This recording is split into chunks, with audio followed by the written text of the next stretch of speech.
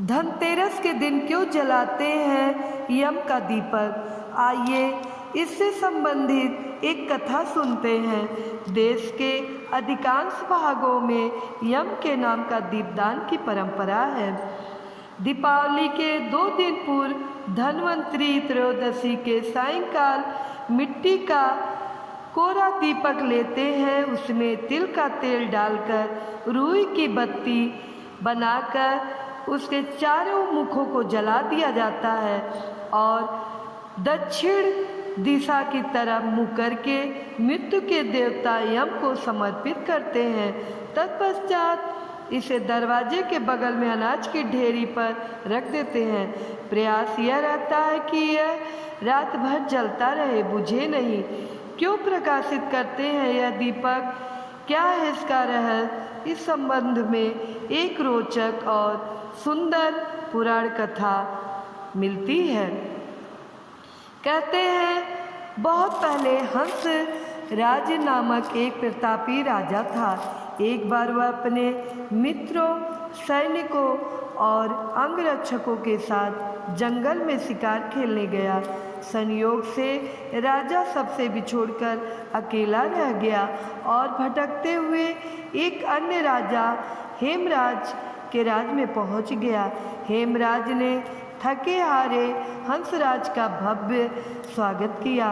उसी रात हेमराज के यहाँ पुत्र जन्म हुआ।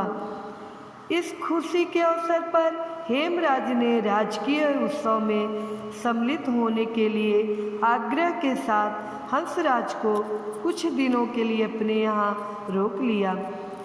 बच्चे के 6वें के दिन एक विचित्र घटना घटी।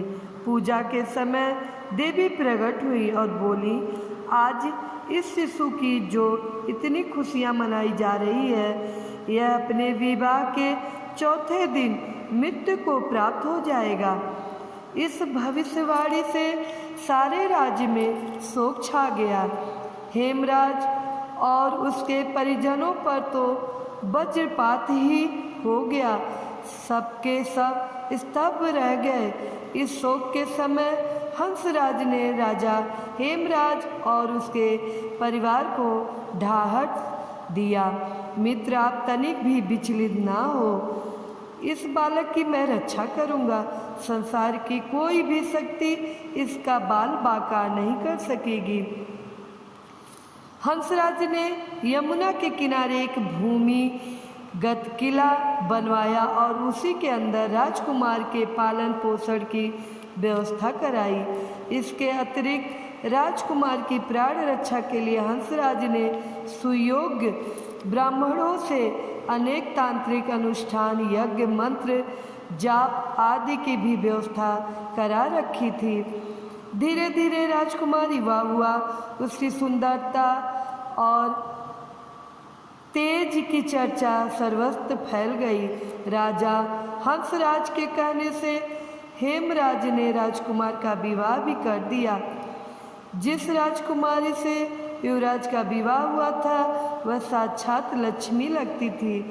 ऐसी सुंदर वर वधू की जोड़ी जीवन में किसी ने न देखी थी। विधि का विधान, विवाह के ठीक 4थे दिन यम के दूत राजकुमार के प्राण हरण करने आ पहुँचे।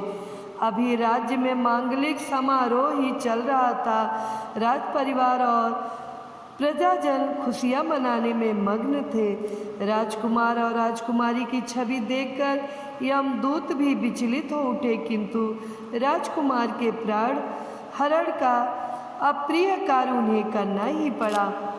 यमदूत जिस समय राजकुमार के प्राण लेकर चले उस समय ऐसा हाहाकार मचा और दारुण दृश्य उपस्थित हुआ जिससे द्रवित होकर दूत भी स्वयं रोने लगे। इस घटना के कुछ समय पश्चात एक दिन यमराज ने प्रसन्न मुद्रा में अपने दूतों से पूछा, दूतों, तुम सब अनंत काल से पृथ्वी के जीवों का प्राण हरण करते आ रहे हो, क्या तुम्हें कभी किसी जीव पर दया आई है और मन में यह विचार उठा कि इसे छोड़ देना चाहिए? यम के दूत एक दूसरे का मुंह देखने लगे। यमराज ने उनके संकोच को भांपकर उन्हें उत्साहित किया, झिझको मत, अगर ऐसा प्रसंग आया हो तो निर्भय होकर बताओ। इस पर एक दूत ने सिर झुकाकर निवेदन किया, मृत्युदेव, ऐसे प्रसंग तो कम ही आए हैं, किंतु एक घटना अवश्य हुई है जिसकी स्मृति मुझे आज भी बेहबल कर देती है। यह कहते हुए दूत ने हेमराज के पुत्र के प्राण हरण की घटना सुना दी। इस दुखद प्रसंग से यमराज भी विचलित हो उठे। इसे लक्ष्य करके दूत बोला, नाथ, क्या कोई ऐसा उपाय नहीं है जिससे इस प्रकार के अकाल मृत्यु से प्राणियों को छुटकारा मिल जाए? इस पर यमराज ने कहा, जीवन और मृत्यु सृष्टि का अटल नियम है तथा इसे बदला नहीं जा सकता, किंतु धनतेरस को पूरे दिन का व्रत और यमुना में स्नान कर धन्वंतरी और यम का पूजन दर्शन अकाल मृत्यु से बचाव कर सकता है। यदि यह संभव न हो तो भी संध्या के समय घर के प्रवेश द्वार पर यम के नाम का एक दीपक प्रज्वलित करना चाहिए। इससे असामयिक मृत्यु और रोग से मुक्त जीवन प्राप्त किया जा सकता है। इसके पश्चात से ही धनतेरस के दिन धन्वंतरी के पूजन और प्रवेश द्वार पर यम दीपक प्रज्वलित करने का परंपरा बन गया। मित्रों, आप सबको ये कथा कैसी लगी? अगर पसंद आई हो तो लाइक कीजिएगा, कमेंट कीजिएगा, ज़्यादा से ज़्यादा शेयर कीजिएगा और हमारे चैनल को सब्सक्राइब कीजिएगा। साथ में बेल आइकन बटन को प्रेस कर लीजिएगा ताकि हमारे नए कहानियों का नोटिफिकेशन आप तक सबसे पहले पहुँचे।